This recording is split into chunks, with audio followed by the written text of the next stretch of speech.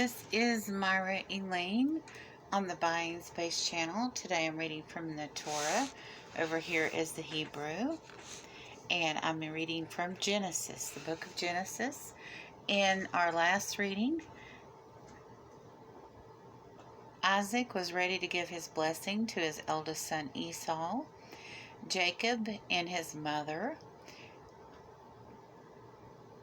tricked him into thinking that Jacob was Esau, and Jacob received the blessing. And he had just left the tent, and we start in verse 31. And he also made a savory food, and we're talking about Esau, and brought it unto his father, and said unto his father, Let my father arise and eat of his son's venison, in order that thy soul may be blessed. And Isaac his father said unto him, Who art thou? And he said, I am thy son, thy firstborn Esau. And Isaac trembled exceedingly, and said, Who then is he that had hunted venison and brought it to me? And I ate of all before thou camest, and blessed him. Yes, he shall also remain blessed. When Esau heard the words of his father, he uttered a great and exceedingly bitter cry, and said unto his father, Bless me, also me, my father. And he said, Thy brother came with subtlety, and took away thy blessing. And he said, Hath he been therefore named Jacob, because he hath supplanted me these 2 times? My birthright he took away, and behold, now he hath taken away my blessing.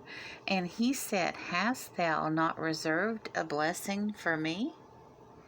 And Isaac answered and said unto Esau, Behold, I have made him thy lord, and all his brethren have I given to him for servants. With the corn and the wine I have sustained him. And what can I do now for thee, my son? And Esau said unto his father, Hast thou but one blessing, my father? Bless me, also me, my father. And Esau lifted up his voice and wept. And Isaac his father answered and said unto him, Behold, of the fat places of the earth shall be thy dwelling, and of the dew of the heaven from above. And by thy sword thou shalt live, and thy brother shalt thou serve.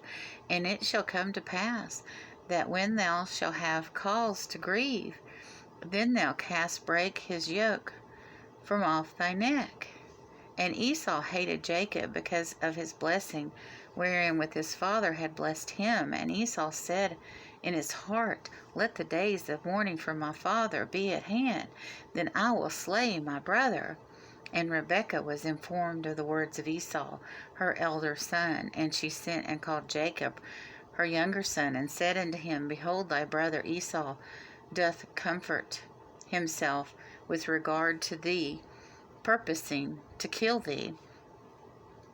Now therefore, my son, obey my voice, and arise thee thou to Laban my brother, to Charan, and tarry with him a short time, until thy brother's fury turn away, and until thy brother's anger turn away from thee, and he forget that which thou hast done to him. Then I will send and fetch thee from there. Why should I be deprived of both you in one day? And Rebekah said to Isaac, I am weary of my life because of the daughters of Heth. If Jacob take a wife from the daughters of Heth, such as these, from the daughters of the land, what good will life do me?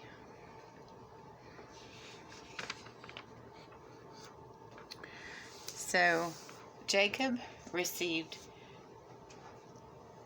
Esau's inheritance. Esau traded it for a bowl of lentil soup, and Jacob took Esau's blessing. and he was exceedingly angry. So his mother sent him away. But his mother's concerned that he will marry the women, one of the women, where he's being sent. Because she's done all this work to secure her children and her grandchildren and her nation. She was promised of God. Esau and Jacob were twins, and she was promised of God that the younger would inherit and would found a nation. And Jacob's lineage goes directly to Joseph, the stepfather of Jesus. These events had to happen, no matter how unfair they were to Esau, to secure a bloodline to Joseph. That way, Jesus was looked at as the person who would have been the king of the Jews if the Romans had not taken over, if Israel and Judea had not been defeated in war. He was of the bloodline to be the one that was chosen as king of the Jews.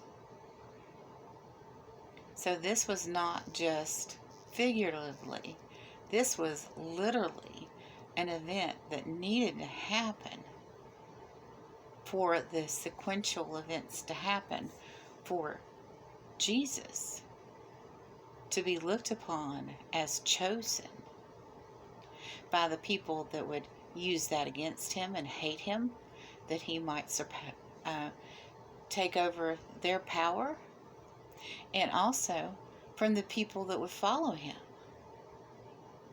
It gave him legitimacy. So things happen for a reason. Sometimes really bad things happen to people, but it's part of God's plan. And it's hard to understand because things are not always fair. How many times have you said, God, how could you let this happen? You don't know what's going to happen as a result of loss, pain, and suffering. Even though this was generations before, the bloodline of Jacob was blessed. Something to think about. Have a wonderful and blessed day, everyone.